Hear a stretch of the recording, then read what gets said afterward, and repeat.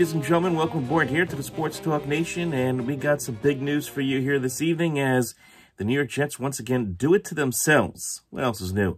As the latest story being that they have now cut running back Le'Veon Bell, this time over a dispute between the head coach and Bell himself. Now, this is a long history here between both Adam Gase and Le'Veon Bell. Two guys that really did not like each other, do not trust one another, and once again, Gase wins a power play over a player. So, we've seen this movie before. We saw it over the summer with Jamal Adams, and now we're seeing it here play out again with Bell.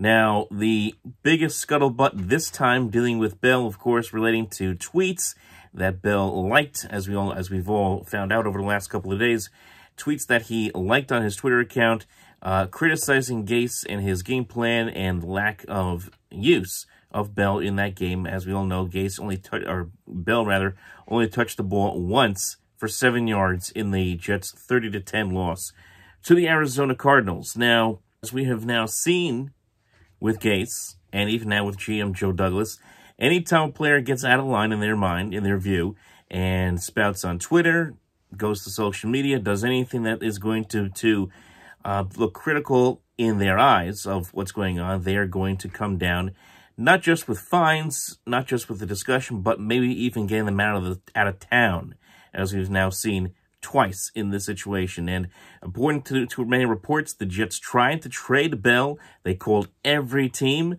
but the big issue, the reason why the Jets could not pull off a deal to get Bell out of town via trade and get anything, like a 5th-round pick, 6th-round pick, 7th-round pick, they couldn't get anything from anybody because there is an $8 million injury guarantee clause in his contract. So therefore, they couldn't move the deal because no team, according to many reports, don't want to take that on their books. How is it that all of a sudden the Jets can so easily just cut a player just like that, especially one as talented as Bell, when you still have 3 weeks until the trade deadline, which is not until November 3rd? Man, the Jets could not wait to get Bell out of town at all. It only took them 24 hours to make this move. So it really tells you that both Gase and Douglas had enough and were willing to cut him, eat the money that they had to eat, $6 million in salary, in order to rid themselves of another quote-unquote distraction. But the big picture is this. It makes this franchise, again, look like a dysfunctional mess, which is what they are. Again, I mentioned Jamal Adams over the summer. Cole said that both Douglas and Gase were liars because they had promised him a contract extension, at least talks for it, and talks never transpired, according to Jamal Adams and his camp. And because Adams was so vocal about his own displeasure, he got traded to Seattle. So, toe the line is the message here to anybody who goes against Adam Gase and Joe Douglas, for that matter, with the New York Jets, or it could be curtains. And to be honest with you, all the Jets are doing, they could tell you, and they're going to tell a lot of people that they're trying to build a new culture, they're trying to rebuild, what have you. How can you do that with a team that was supposed to be trying to supposedly win this year, right? They have the young quarterback in Sam Darnold. They were supposedly improved the offensive line, although it certainly hasn't looked improved at all this year.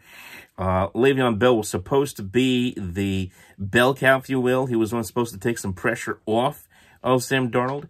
Gase was supposed to get Bell more involved in this offense, and none of these things have happened, and it has been a downright and total train wreck. And I don't know if you are the Johnson brothers, how you could sit there and think that this is okay. I don't know how you could sit there and say, you know what, we got some really great football people running the show here. I don't think you can say that. I don't know how you can say that.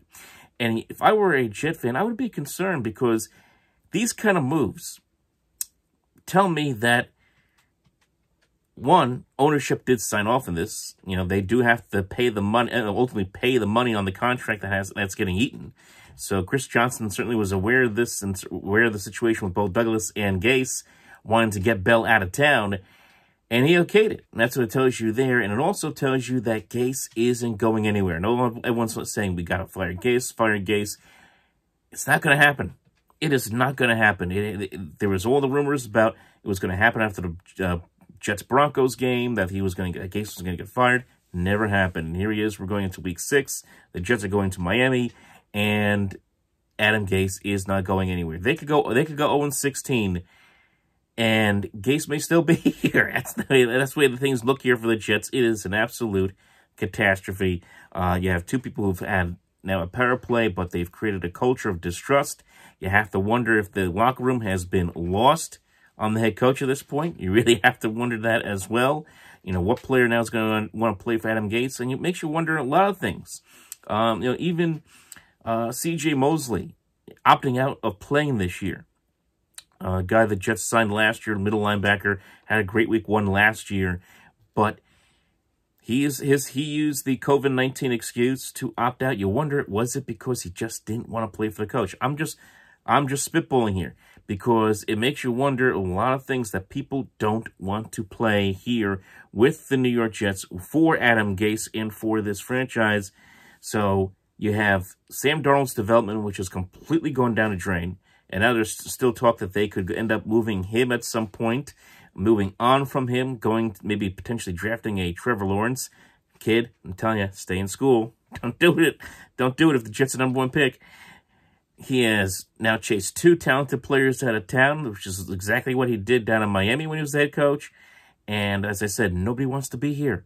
Nobody wants to be here. And that's a problem for the Jets. So the train wreck that is the New York Jets continues to roll along. Well, Bell, let's keep in mind here, Bell was no angel here in New York. You know, he had the whole incident with the bowling situation where he said they had the flu, got away from the team, and then he ended up going out with family and friends and bowled the night before a Jets game, even though he had the flu. And also all the tweets, and you really shouldn't be going out there and tweeting and retweeting negative things about your employer or your head coach. So he was no angel. This is not to excuse his behavior. There is no excuse for his behavior, and he certainly should have been reprimanded. Cut, I don't know, but look, I'm not in that situation, but it doesn't look good for anybody. There's really no winners in this situation, and again, it's a big-time power play, and it feels like Gase and Douglas are taking the Jets down a road of a Machiavellian road to Nowheresville. That's what it feels like for Gang Green. Now, let's move right along here. Now, there was a football game today. It was only the 3rd time ever we've had a Tuesday night football game. Of course, this being the Titans-Bills game due to the COVID-19 issues, especially those surrounding the Tennessee Titans, where they've had, I believe it was around 20 people, players, staff, for that matter, who had tested positive for the virus, and they didn't play at all in week 4. And this game was in question right up till basically Tuesday morning. So they were able to get the game in, and the Tennessee Titans rolled over the Buffalo Bills. It was not a good day for Buffalo. Josh Allen had a rough day. 2 interceptions, including very early in the game, and both of his picks ended up being huge, ended up leading to points. First drive of the game, really second play of the game. Allen gets picked off by Malcolm Butler, and that leads to a Tennessee touchdown. And then later on, going into the start of the 3rd quarter, again, Allen has the Buffalo Bills moving into Tennessee territory, and again, he gets picked off by, guess who, Malcolm Butler again. And, of course, the Titans put it into the end zone very quickly. Again, a huge day for Tannehill, huge day for Derrick Henry. Ryan Tannehill, 195 yards, 3 touchdown passes for the Titans. By the way, here's another little Adam Gase reference for you. Ryan Tannehill was the quarterback for the Miami Dolphins when Gase was the head coach. And, you know, didn't Gase say that Ryan Tannehill couldn't play in the league or was having injuries and it wasn't his guy? He ended up trading him to the Tennessee. How does Ryan Tannehill worked out in Tennessee the last couple of years? Wait, took the Titans to the AFC Championship game last year. Looks great this year. So now the franchise quarterback of the Titans, who are now 4-0. I guess getting away from Adam Gase really does lead to good things. Hey, Le'Veon Bell's happy. He's out of town. Anyway, as I was saying, Ryan Tannehill had a big day. Derrick Henry had a good day, even though he only ran for 57 yards. 2 touchdowns for him. They did a nice job trying to balance out the running a little bit with Henry as well as Jeremy McNicholas. So the Titans overall ran for 139 yards on a Buffalo defense that last week crushed the Oakland Raiders. And this time around, the Bills get slapped back. And as we all know, this is a Bills team that's very, very young. They got off to a very hot start, and we knew this was going to be a tough stretch of games for them, going up against the AFC Championship game participants over the last 2 years. The Titans, which they did today, and they will see the Chiefs next Monday evening at 5 p.m. at Orchard Park. And that will not be an easy game for Buffalo either. So, hey, look, you knew this loss was coming. You knew that going up against tougher competition, big-time competition in the Titans, and now you have the Chiefs coming up, was going to be tough for them. So, we'll see. Still a very good football team, no doubt about that. Josh Allen is still having a very good year. This was just a step backwards for a team that's still learning how to be a big-time team in the AFC and a big-time team in the NFL, for that matter. So, Bills lose to the Titans, 42-16. The Jets cut Le'Veon Bell. Oh, by the way, before we move on along here, quick baseball note. As we all know, of course, here in New York, with the Yankees having lost to the Tampa Bay Rays last week, the Mike Brousseau home run that sent the Rays to the ALCS. The Rays look like they are on their way to the World Series, folks. They have a 5-2 lead on Houston in Game 3 as I speak. They may be going up 3-0 in that series. And, oh, by the way, the Braves have a 2-0 series lead on the Dodgers. Clayton Kershaw was supposed to start that game for the Dodgers. He got scratched. He did not pitch in that game at all. So the Braves won 8-7. Could we have a Southeast World Series? The Braves and the Rays. It could definitely happen. So we'll have to do some more baseball stuff in the coming days and weeks, for that matter. Certainly with the World Series coming up. Folks, remember, thank you all for tuning in and listening. We'll talk to you next time. Remember to like and subscribe right here to the Sports Talk Nation.